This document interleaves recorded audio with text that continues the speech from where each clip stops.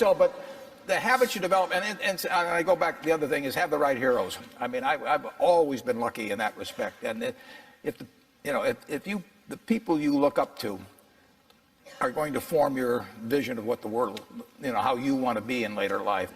And I'll give you two pieces of advice. I'd invest as much in myself as you can. I mean, you're your own biggest asset by far. I mean, you've got all kinds of potential. All the people in this room, you're lucky to be in this country, gotten a good education.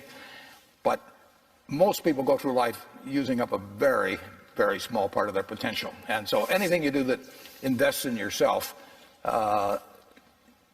that's the best investment you can possibly make. And then I would follow my passion. I mean, whatever turns you on. I was lucky. I found something early that turned me on. But you don't want to take a job just for the money.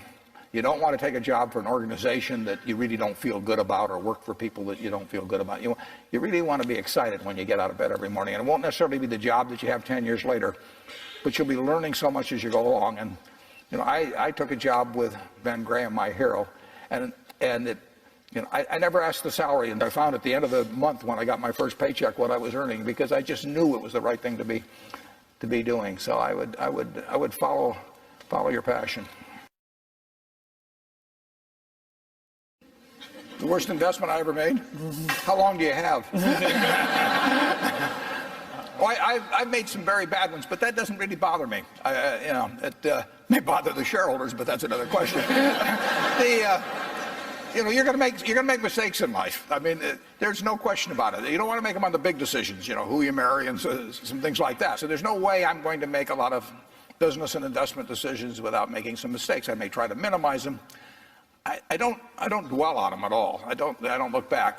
The biggest mistakes are the ones that actually don't show up. They're the mistakes of omission rather than commission. We've never lost that much money on any one investment, but it's the things that I knew enough to do that I didn't do. We have missed profits of as much as maybe $10 billion in things that I knew enough to do and I didn't do. Now, the fact I didn't buy Microsoft way back is not a foregone opportunity, because I didn't know enough to make that decision.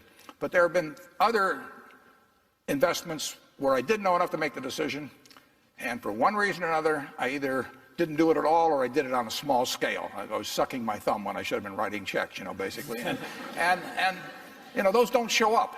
There's no place where it shows missed opportunities, but I've missed some big ones.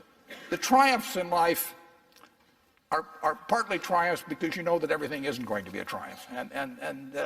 I would never get too hung up on mistakes. I know a lot of people that really agonize over them, and it just isn't worth it. I mean, tomorrow's another day, and you live it forward and just go on to the next thing.